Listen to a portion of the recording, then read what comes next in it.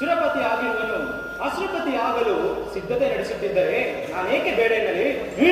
ಎತ್ತು ವಜ್ರಾಗಿರುವನು. ಹಾಗೆ ಹೋಗಲಿ ಒಂಟೆ ಹೆಣ್ಣಿನ ಮೇಲೆ ನಿನ್ನ ದೌರ್ಜನ್ಯ.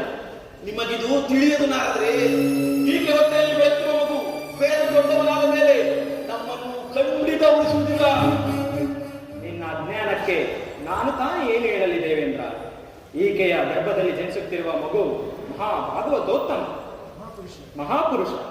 ಇದು ನಿಜವೇ ಪೂಜ್ಯರೇ? ನಿಜ. ಹೋಗು, ನಿನ್ನ ಪಾಪಕ್ಕೆ ಪ್ರಾಯಶ್ಚಿತ್ತವನ್ನು ಹುಡುಕಿತು. ಹಾಗಲೇ ಪೂಜ್ಯರೇ. ಏನಾಯ್ತು ಪೂಜ್ಯರೇ? ಅಮ್ಮ, ಹಿರಣ್ಯಕಶಿಪು ಇಲ್ಲದಿರುವ ಸಮಯವನ್ನು ನೋಡಿ ಮಹೇಂದ್ರನು ಭಯಾಗುವಿನ ಗರ್ಭಪಾತ ಮಾಡಲು ಯತ್ನಿಸಿದ್ದ. ಆ ಸಮಯಕ್ಕೆ ಸರಿಯಾಗಿ ಬಂದು, ನಿನಗೇನು ಬಂದಿದೆ ಬುದ್ಧಿ? ಇದೇನೇನಾದರೂ ಹಿರಣ್ಯಕಶಿಪುಗೆ ತಿಳಿದರೆ ಅಪಮಾನವೇ ಆಗುವುದು, ಹಳೆಯ ಸಂಭವವೆಂದು ಬೈದು ಹೊಟ್ಟಿದೆ.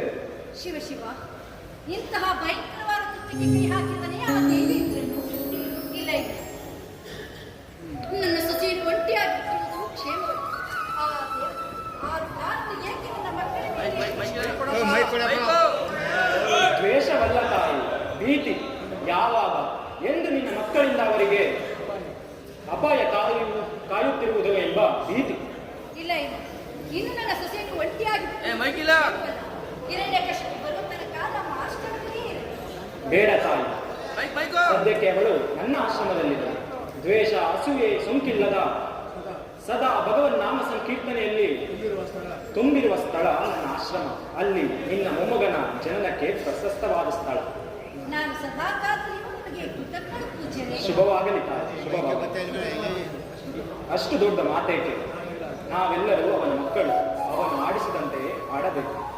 ತಯಾರಿ ನಡೆ, ನಮ್ಮ ಆಶ್ರಮಕ್ಕೆ ಹೋಗೋಣ.